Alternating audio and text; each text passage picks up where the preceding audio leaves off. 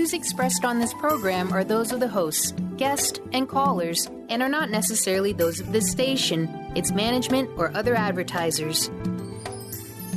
You're listening to Transformation Talk Radio.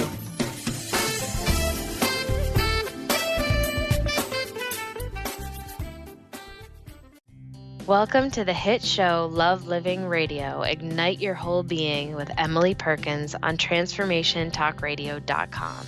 Do you love your life? Are you truly free in being your authentic self? In a stress-filled world full of distractions, Love Living Radio is a space to explore how mindful presence can steer you toward an ignited life. What does a life you really love look like? Emily shares her innermost vulnerabilities and breaks down barriers through conversations about sex and relationships, the magic of plant medicine, and so much more in order to share the power of living your life with love and loving the life you live. Now, here's your host.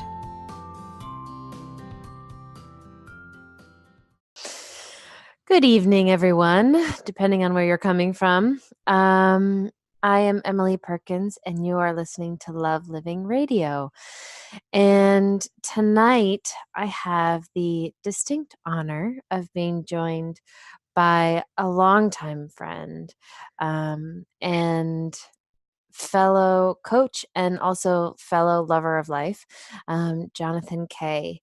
And I'm so excited because we were just chatting a little bit before we started to get on about technical difficulties, because John is actually going to, or as I call him, JK, is going to be coming from the Dominican Republic, where there is limited internet and Wi-Fi. So we may have some technical difficulties. So if we do, just bear with us. But it kind of perfectly aligns with our topic tonight, which is living simply. And JK has kind of been such a great leading example for that over the past couple of years as I've watched the transformation that he's made in his own life. He was a community activist in affordable housing developer for 38 years in the Boston metro area. And then for 35 years, he was and has been a competitive polo player, which I've actually gone to a couple of the matches, and they're so thrilling. It's like the coolest thing to watch. And you can also tell how much skill it takes to be able to do that. And then he's also been a pilot for 15 years, flying paragliders, which I had no idea. I didn't even know that about you, JK. And then the last 12 years, he's been a longboard surfer and working as a coach on his amazing farm that he created from, which actually I would love to know the whole story and vision and creation of this incredible farm that he's now living on and coming to us live from in the Dominican Republic. So, hi, JK. Hey, Emily, thanks for having me. It's really fun to share tonight. Awesome. It's so fun. It's so fun, one, that you're actually coming from the DR, like there's something kind of magical in the fact that, like, the thing that we're talking about is living simply, and you're coming from the farm that you created in the Dominican Republic. Yeah. So what had you, I've been dying to know this forever, and we've kind of talked about it in the past, but what had you start a farm in the Dominican Republic? A friend invited me down to visit 15 years ago, and I was introduced to surfing and the simplicity of the surfboard, and the community here was wonderful. And it took me a number of years just watching the community, getting to know the country and the way people live here. And then along the way, I just found that the surfing really took over, and the simplicity of it and the joy from the surfing just made me want to focus more on that and the simplicity of the surfboard. So it was really the simplicity of that. My friend Ted, Ted Torrey, I think, from the Glen. We had built the house in Rhode Island, and he it was such an exhausting process, this house build. And when I woke up from the funk of building the house, realizing we lived near the ocean, he actually sold me a surfboard. He said he didn't give it to me because if I paid for it, I would consider it more value and to really pay attention to it. And I did. And so that surfing led me to the Dominican Republic, and the surfing and community here led me to watch how simply, I mean, the average person here in most third world countries are making $100 to $300 a month. And I just, from my travels around the world earlier in my life, it really started to sink in how wonderfully happy these people were, many of them. And don't get me wrong, there are lots of problems too with poverty, but there are a lot of people here living on a very limited income that are smiling every day, very generous of spirit. And I thought, my goodness, working in the corporate world, borrowing money from banks for years and years, and the stress of that. I think I added it up recently with my wife, Lynn, and I think it was probably 6 or 7 years that I didn't sleep from stress. And thought, these folks here are so happy. What's the secret? Why are they doing it? And we're working so hard to be part of that stressful system. So years into the surfing, we used to celebrate every year. We'd have a picnic at the end of the surf season. So I would put together the picnic or the barbecue to say thank you for the waves. And I did it for a number of years. And the third or fourth year we did it, we said, well, let's just go up into the mountains and forage for the food. And maybe find something to roast. And it was during that search, the fourth year, that my friends took me up into the mountains. And I saw this incredible mountain range, this area called Madre Vieja. And it was so beautiful. And they showed me this little house, and it had fruit trees and vegetables in the garden. And of course, a 12-month growing season. And so I spent the next couple of years looking for a piece of land. And the piece of land that we ended up on happened for years. So the timing was really interesting. So there was a lot of trepidation, but the pursuit of the farm and this road, this 1 hour drive up into the mountains, and the road was so terrible. And this car I had, every time I drove up the road, the parts would fall off the car. And I was feeling like it was just, and my friends and family were telling me, what are you doing? What are you doing buying a piece of land in the middle of nowhere on this road that's the road from hell? And for some reason, it so grabbed my attention in reading some permaculture books about ways to farm that are not high in intensity journey of the farm 4 years ago. And it's been a wonderful adventure, a really wonderful adventure. I love hearing that. I also didn't ever know that the thing that kind of led you to the DR for the first time was surfing, and that surfing kind of like opened up a new way of life for you. And I also didn't know the story about like where your farm came from and the challenges that, honestly, I knew that there were challenges along the way, but despite the challenges, like something within you knew that this is where you were going, that you were meant to have this piece of land and create this farm. It sounds like from over here, there's a ton of courage in that, and also a lot of trust in yourself and in whatever that pull was, that intuitive ping that had you know that this is where you were going. Well, it was really funny because I'd never been able to germinate a seed. I'd never, and I don't know anything about farming. So to come from the concrete and asphalt of the inner city for 40 years and think that I was actually going to be able to grow something, I had absolutely no confidence that would have chickens. And I guess what I'm trying to say is the expectations were so low that I thought, really, what's the worst that can happen with this thing? We have a piece of land and not be able to do anything with it, and then maybe abandon it would be the worst, or try to resell it, although the title process of actually buying land takes years and years. We're still in the middle of it. So there was some risk involved. The chicken, I was just amazed. And then when I saw some seeds that we planted actually germinated, and some of the first we did was arugula, and the arugula germinated and it grew. And this greenhouse I put together, we're lucky enough to put it in the right place. It's in this valley, so there's a nice breeze that goes through the greenhouse, and it's actually good for what we're planting. There's been a lot of luck involved too, because you can plant obviously and have things fail. But the worst thing happens is you buy some seeds, they don't come up, and you go hungry. Luckily, there's a little bit of income coming in from a couple things in Boston, so that I can survive. But it's the expectations were zero. So this year, 4 years later, it seems like every time we go up that there's a little something to harvest, and it's all miraculous. If I were trying to run the farm as a business, I think it would be very hard. But what we're trying to do is grow as much as we can, share with the community, and that's a big part of the process, is community sharing. Because what I learned from the community when we were building projects, you don't move into a community and tell them what you're going to do. You go into the community and ask them what they'd like to see, and identify people and what their strengths are, and try to work with them. And certainly, having no background in planting or farming, I had to rely on the people that I'm working with, and to be accepted up in the mountains.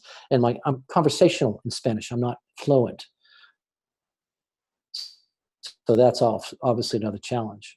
But the team we put together after these number of years, it's really brings us so much joy, because we're all appreciating this journey that we've all been on together, and celebrate anything that ends up on the table is a complete celebration. And when your expectations are zero, one orange, one egg, one guanabana, one coconut, is a miracle. Mm-hmm. Well, it's kind of interesting that you say that, because when I was thinking about living simply and what we were going to talk about tonight, I was thinking about, like, what does it mean for me to live simply? And the thing that actually came up was not about, and this is just one thought and one perspective on it, but like, it wasn't actually about stuff and material. It was actually about like a way of life through how we view things. And that, what you just said about having like one seed, that first arugula, one plant, and the joy and the gratitude and the sense of accomplishment that comes from that one simple thing, is actually what I was thinking about so much when thinking about this episode. That for me, living simply is very much like a mentality. Whether it's create, and as we know, like, our lenses, our perspectives create our reality. How we view the world creates our physical reality. So for me, what kept coming back for me all day today was how having like a lens of the simple joys, of the simple gratitudes, of like the simple one seed, that simple one plant, to me has so much power, and is such a gift to the concept of living simply, because it's like, you get to, I'm so not explaining this very well, but it's more along the lines for me, I guess, of like a perspective and a way of thinking and viewing your own reality, versus I'm gonna like only have I'm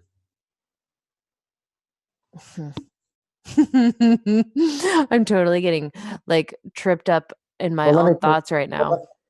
well, let me say this. What I've found in this process is how little you really need to survive. So, for instance, there's a spring on the farm. There's this wonderful clear water that comes out from a hole. And there'll be times where I'll actually leave, take the old car up the mountain road, and I'll leave the town thirsty.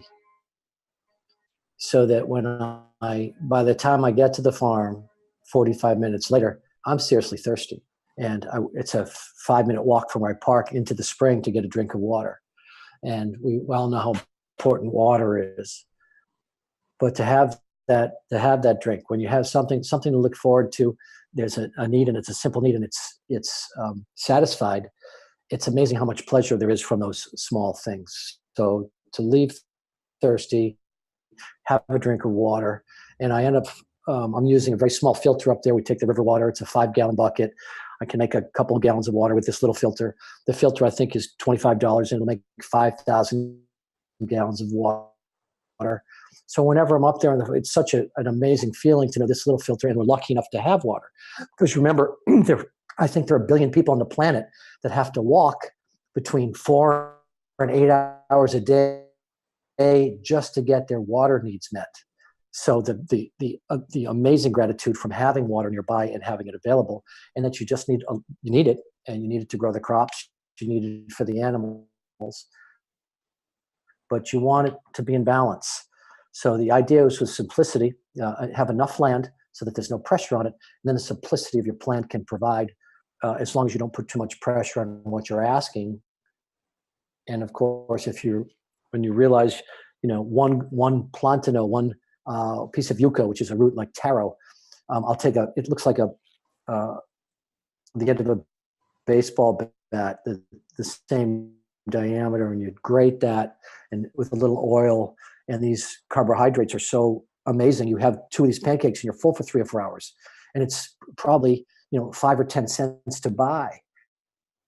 So there have been days up there where I drink the water, cook myself a little lunch, maybe a couple of eggs from the farm, and I realize I've been up there all day, and I haven't spent any money.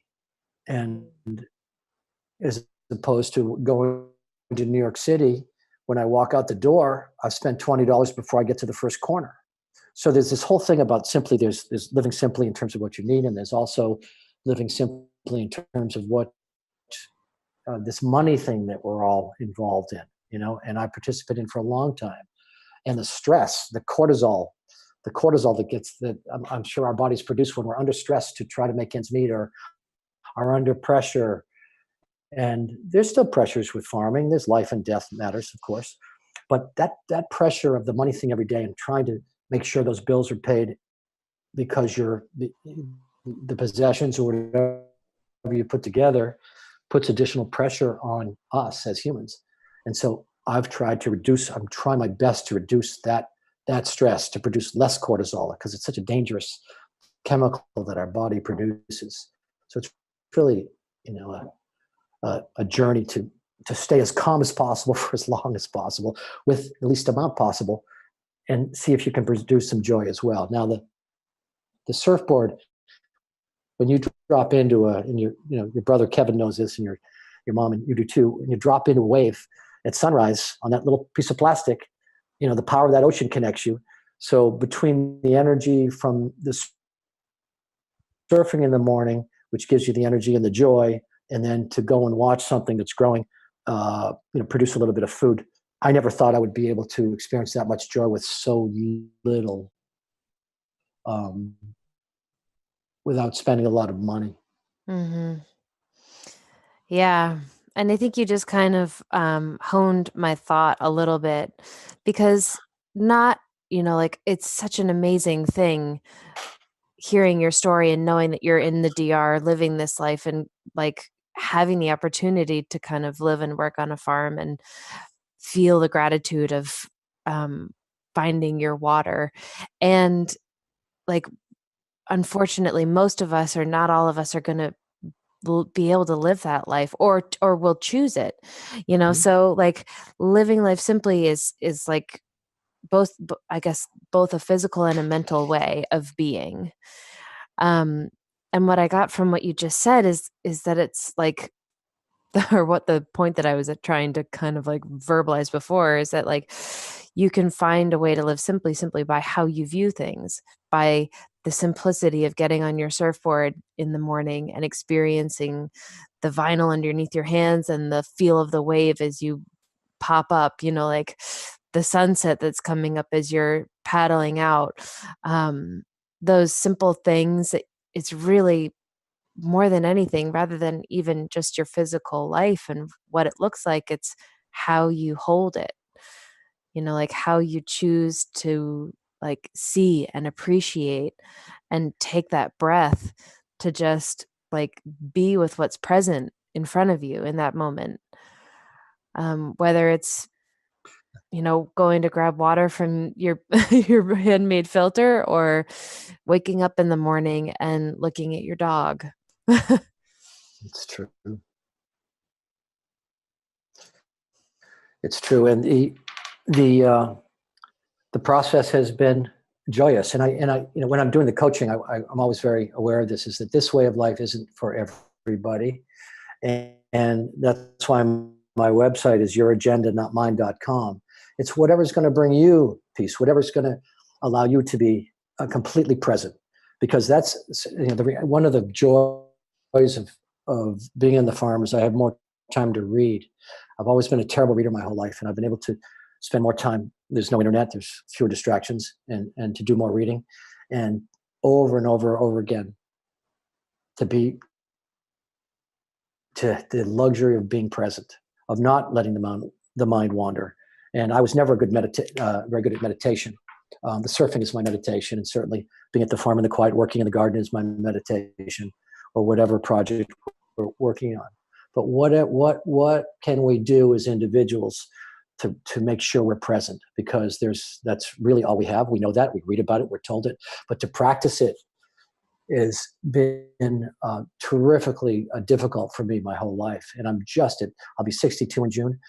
Just in the last couple of years, am I learning to really be present?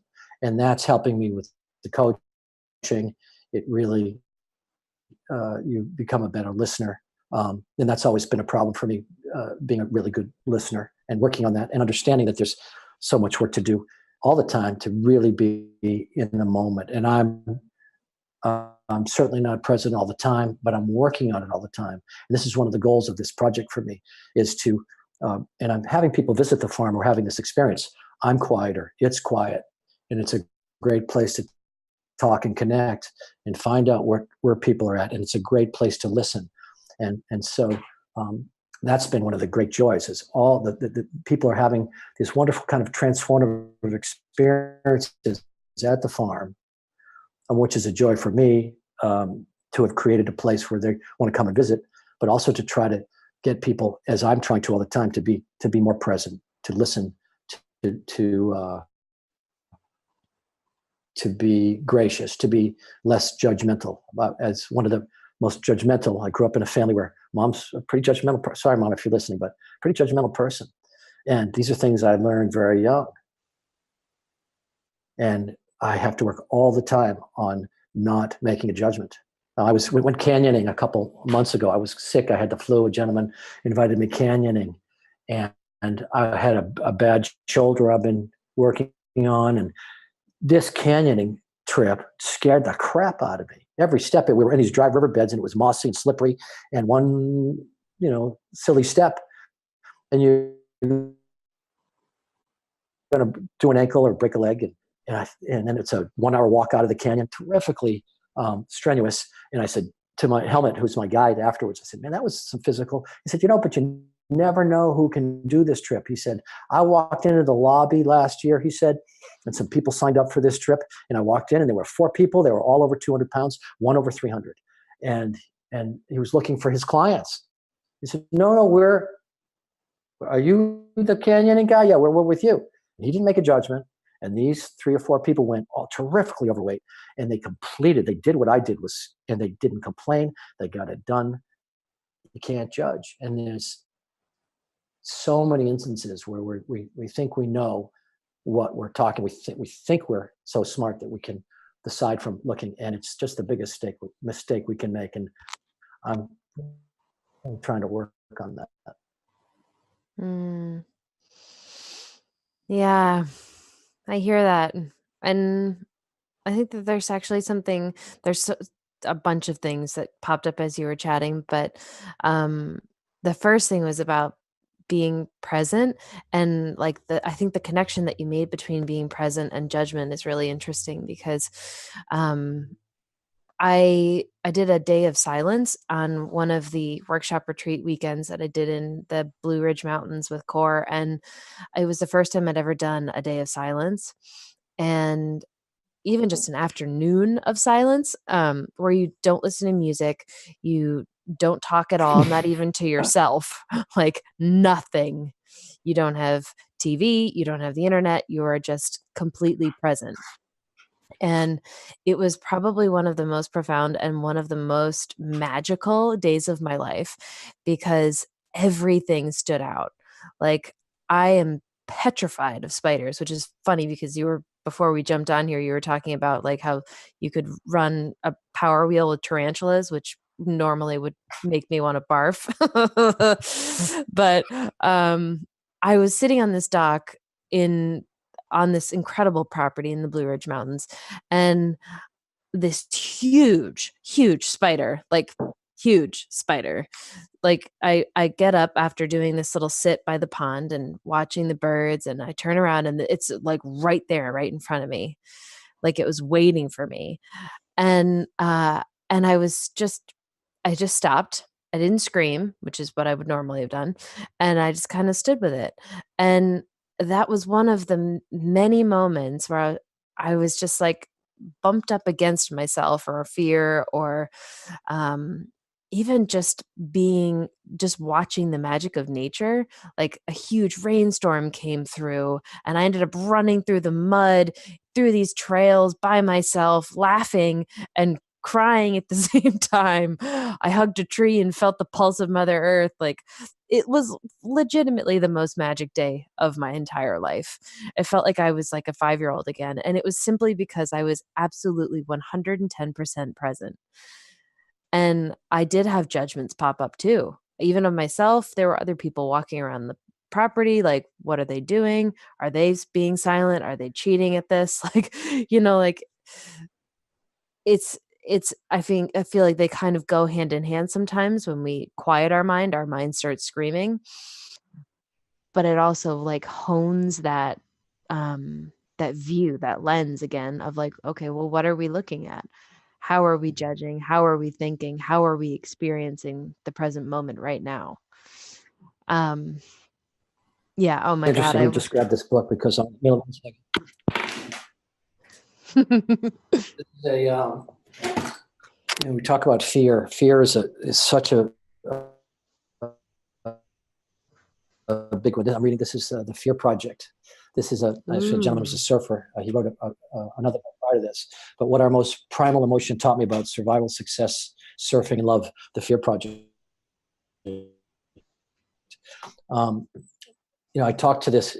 We speak about this in coaching a lot, and fear stops us in our tracks so often, and such a difficult to move forward when we're fearful. And I realized with all of the pursuits that I chose, well, the polo for sure, the flying, and even the surfing, it was always what a joy it was to confront a fear, to paddle out into a hurricane wave. Actually, I remember being out with your mom. There was a hurricane at Tuckerman's. The waves had to be 12 feet. I think it's a day I know she'll remember. And it was just absolutely scaring the crap out of me. And your mom dropped into a wave and did a great job. I was out there with our friend Christian, and I was looking at these huge waves, and he's taking them, he's taught his brother to surf 30-foot waves. Christian's an amazing surfer. And I'm watching, I got outside, I paddled out into the lineup, but I was not engaging with these waves. And I didn't want to. And Christian looked up at me, and with his finger, he said, come on over here, JK. You can't catch a wave from over there. And I had to paddle over and catch one of those monsters in the cold water. But I mean, so gratifying when we take a look at something, we feel the fear and we do it anyway. And, the outcome, you're going to learn something. And what's wrong with failure? It's one of the things I work on with my coaching is that having lost everything 3 times, having spent 30 days in a mental institution and a total nervous breakdown at 23, from having gone bankrupt in 91, fighting drug dealers in New Bedford where they threw a bomb on our office and burnt down our buildings, lost everything in 91, and then in 2007, lost everything again, was way upside down with the banks I was working with. And, just terrible fear and anxiety. And I think that's probably a lot of what's driven, the desire to live more simply now, because those swings, those huge roller coaster swings, it's a lot of work to work your way out of them, and having done it 3 times, I'd really love to not have to do it a fourth. But of course, there are going to be other challenges. Could be health, could be anything, could be climate change that we're all going to be working against. Who knows? But as the Chinese say, fall down 7 times, get up 8. But sure would prefer to have a little bit of calm for a while. Mm. I get that. I get that.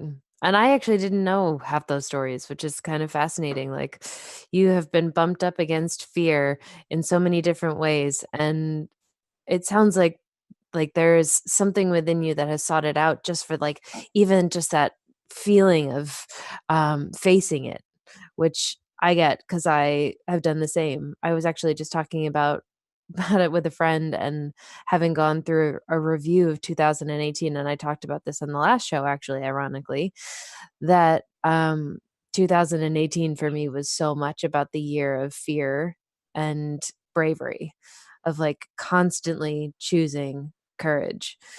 Um, and I hear that. I mean, I hear that in pretty much in every story you've ever told, like starting a farm to the bomb thrown in your office, like um, there's something that you get from that challenge, that fear, that moment where you have to like step up or crumble.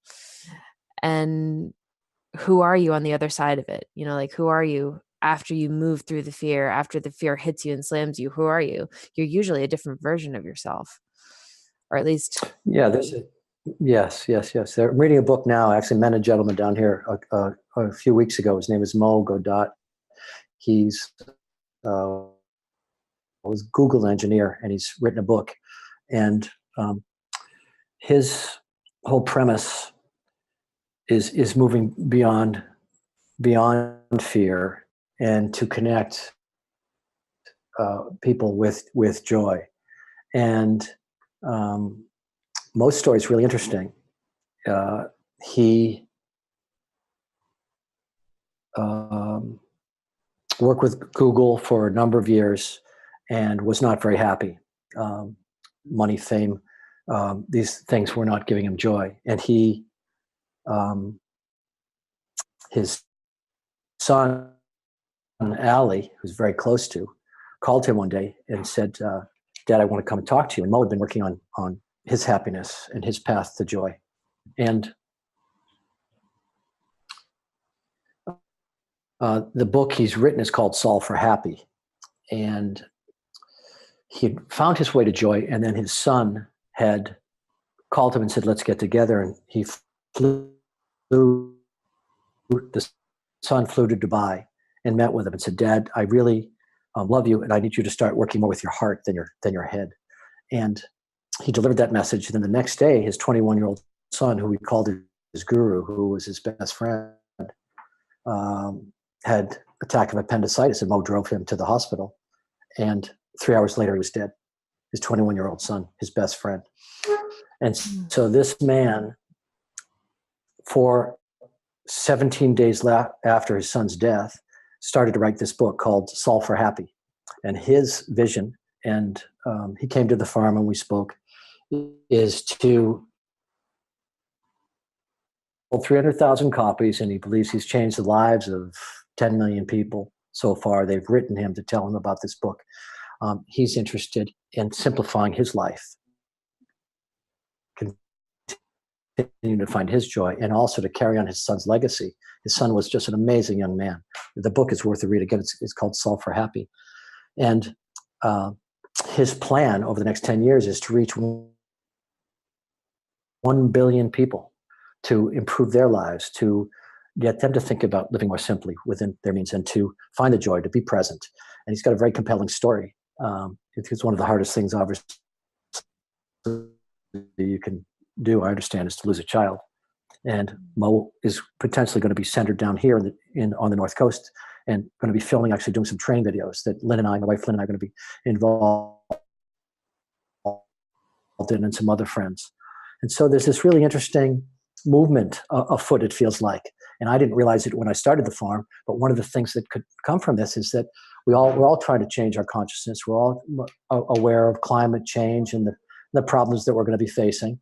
How exciting would it be if, and we know it's happening now, there's more of what people trying to be connected, more connected to the environment, to their lives, to their health, to the mind-body connection. And this man is trying to reach 1 billion people with his message, and really resonates because of what he's gone through.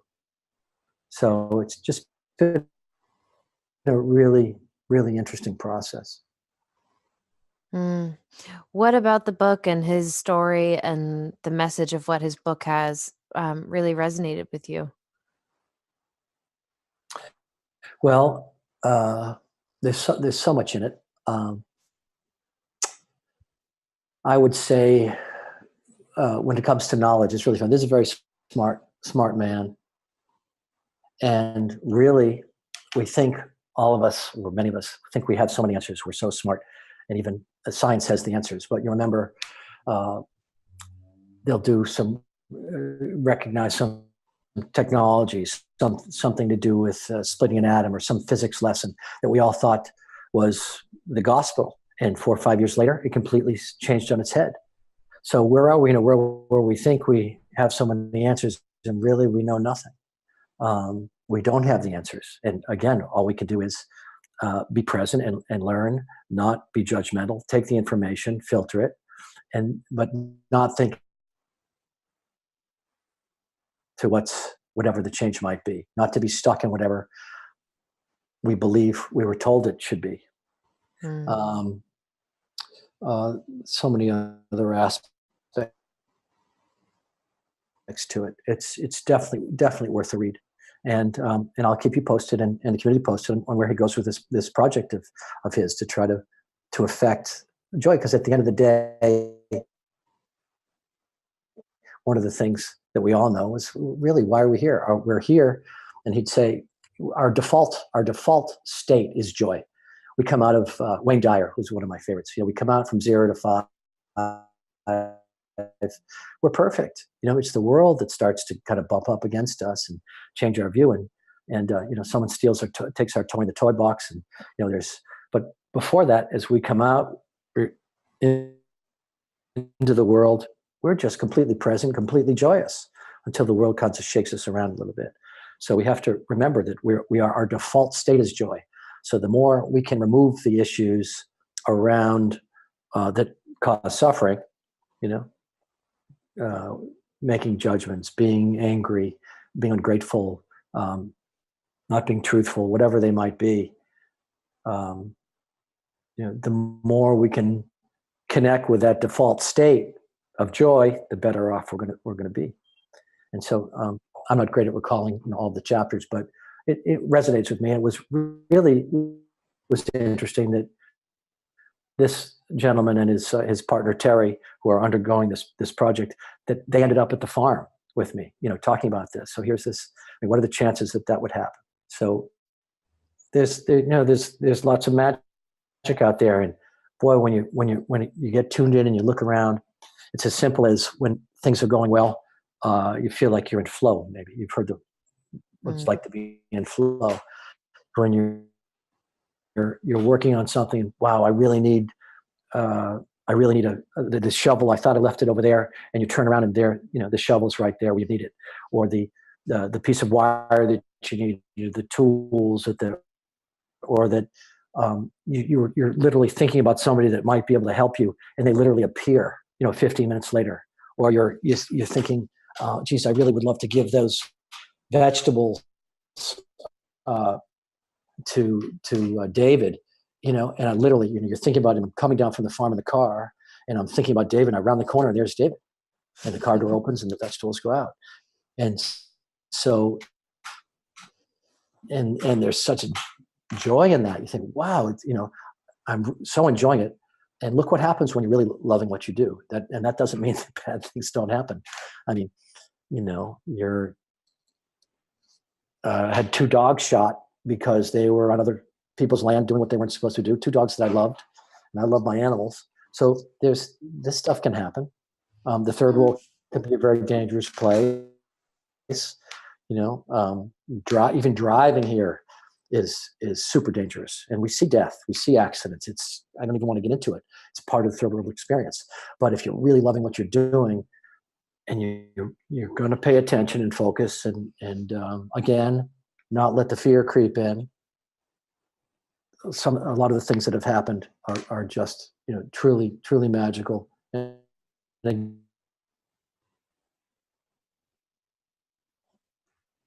Uh-oh, I lost you. And what was the very last thing that you said? Third world countries. Woohoo! They're dangerous. They're dangerous. You have to be on, even, I tell them, even crossing the street or stopping on a highway, you see, an animal that needs help, you got to pull way off the road. The third world is dangerous. It's a dangerous place. The world is dangerous anyway. You have to use your radar to kind of find your way. But with the magic, with the flow, you also have to be cognizant of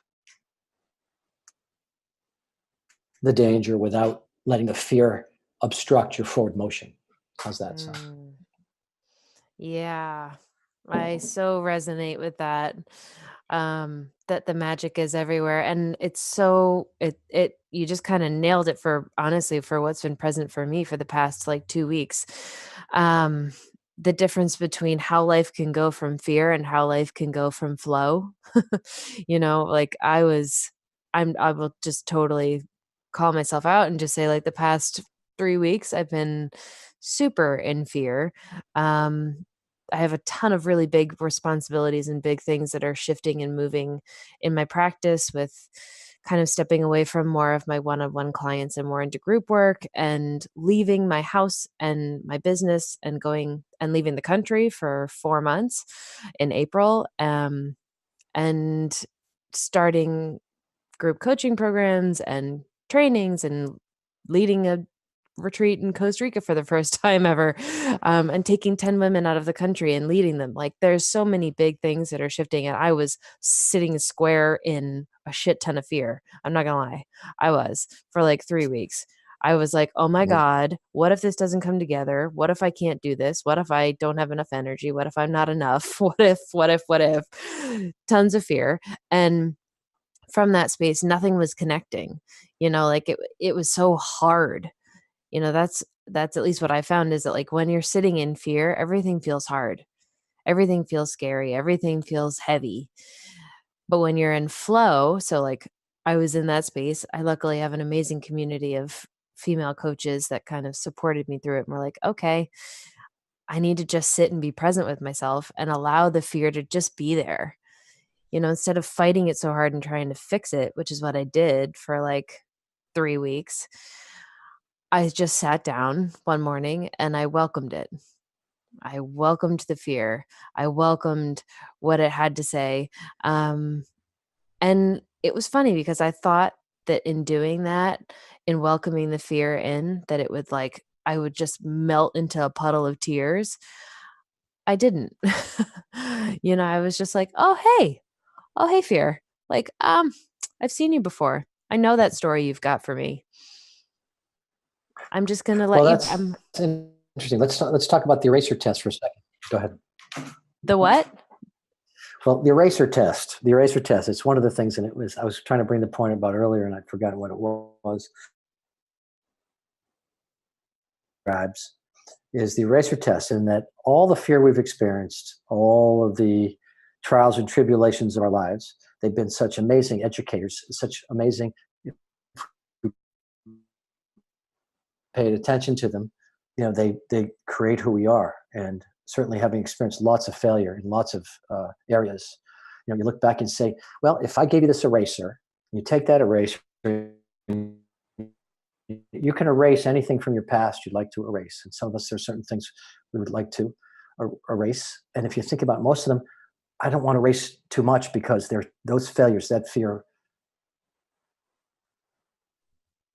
failures in particular, create who we are. And without those experiences, we don't move forward. And I have said this about this farm project. I believe it. In this case, I've needed every skill that I ever learned in my life. When I started this 4 years ago, I needed everything I'd ever experienced to undertake this project. And I'm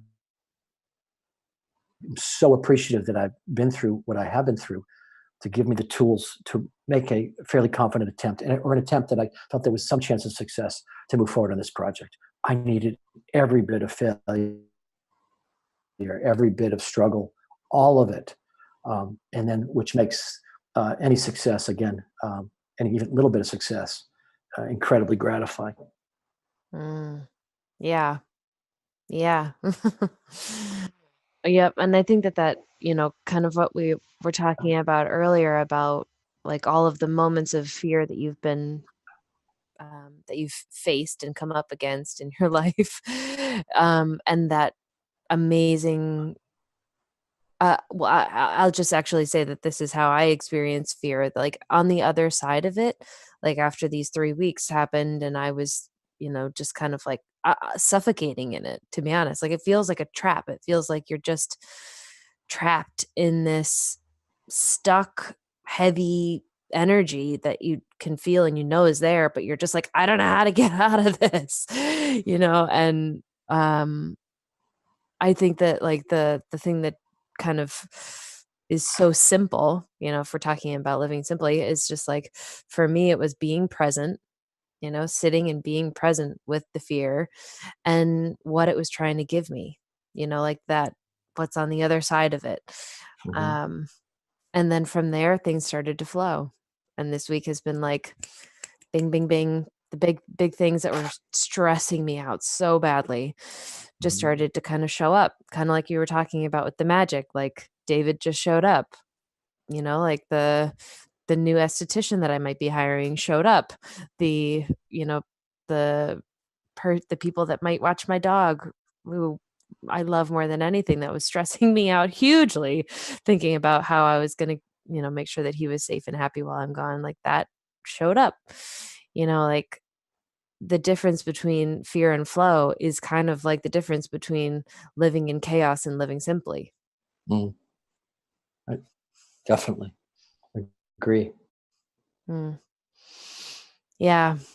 And I think honestly, I'm so grateful that we did this show, because I didn't actually conceptualize that until I really started thinking about this show.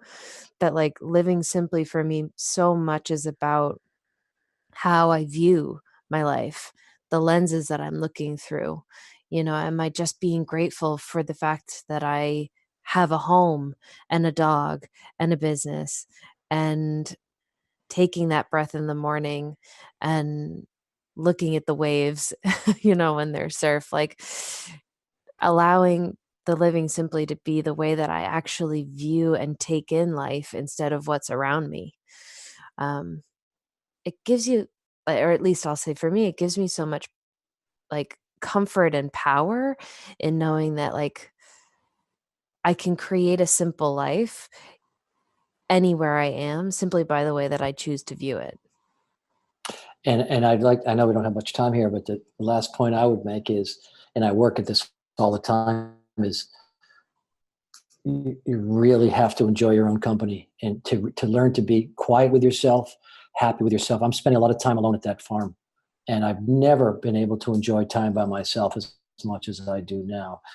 I needed activity, I needed company, and whatever it was. And I'm sure some of it comes with age, but that is, to me, it's the greatest gift I've given myself lately, is to be able to spend time quietly alone, and not be fidgety, not feel like I have to leave the situation just to. I mean, I've spent hours and hours staring at geckos, Mm. spiders. The other day, Lynn and I were hanging out, just looking at the moon. The clouds were going by the moon, and I frankly smoked a little bit, and the clarity of what was showing up in those clouds in front of the moon, and still, I mean, there was everything: reptiles and bunny rabbits and raccoons with capes, flying. I mean, it must have been a dozen things, and they were so clear. A cat, a donkey. It was, and they were so clear. and it was really relaxing and not needing to go anywhere else. And that's been the greatest gift of this farm, is not wanting to be anywhere else at this point. To learn, if we can all learn to enjoy our own company and to be gracious and less judgmental, and to help in any way we can. That's not that complicated. Yeah, I also hear like really truly appreciating and being present with exactly where you are, wherever you are, whatever is happening in your life, like to just not want to actually be anywhere else but where you are. And the thing that comes up when I think about that too is that so much of the time when it comes to fear and pain and stress and like the stuff in our lives, like if we're the opposite of living simply, like when we think about especially the fear and the pain, all we ever want to do is get out of it, fix it, get away from it, not feel that thing, not feel that fear or that pain.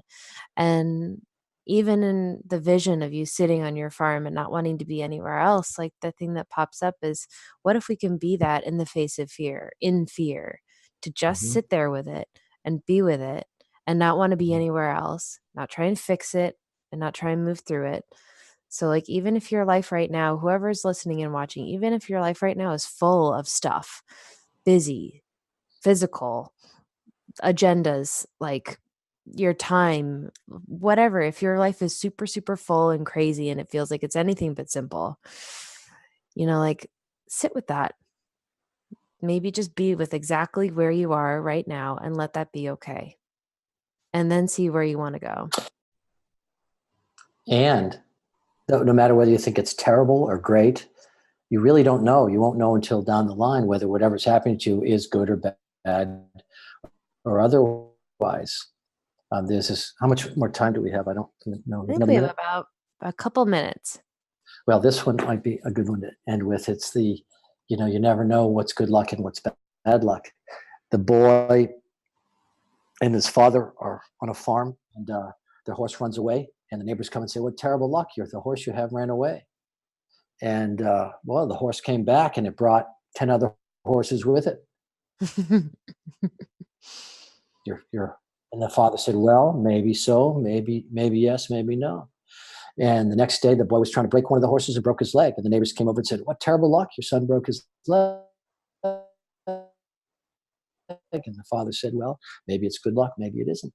And the next day, and the army came to take all the able-bodied boys from the town, and the boy was not able to go to fight in the war because his leg was broken. And the neighbors came and said, "Oh, what good luck you had." And the father said, "Well, maybe yes, maybe no." Yeah, one of my favorite things that one of the first coaches I ever worked with told me, she said, there are no coincidences. And to be honest, I don't even know if I believe in luck anymore. I think that there's intention in everything. There truly is. And it's so much about how we hold it. Do you create it as bad luck or a bad decision? Or do you see the gift that it gave you? There you go. Amen. Amen. Oh, I love it. It's fun tonight, Emily. Thanks for having me. Appreciate it. Oh, thank you so much. Thanks for like finding a way to make this happen from the Dominican Republic, from your beautiful farm, for sharing your stories with us. The internet.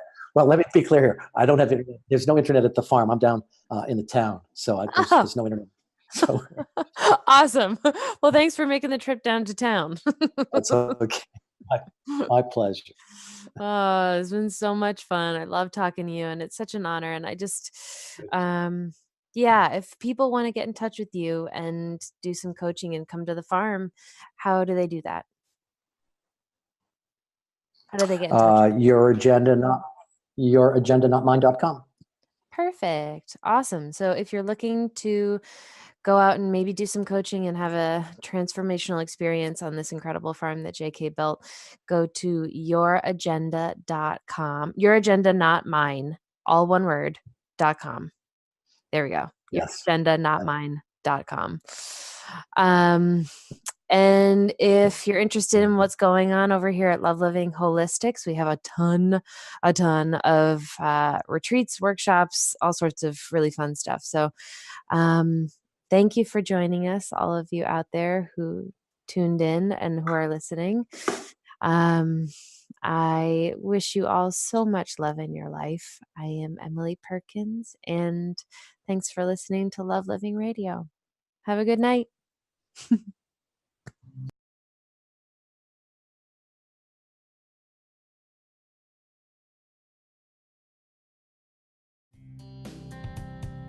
Thank you for listening to Love Living Radio, Ignite Your Whole Being with Emily Perkins. Tune in every second and fourth Wednesday at 7 p.m. Eastern on TransformationTalkRadio.com as Emily shares the power of living your life with love and loving the life you live. For more information or to listen to past shows, visit lovelivingholistics.com. That's lovelivingholistics.com. See you next time.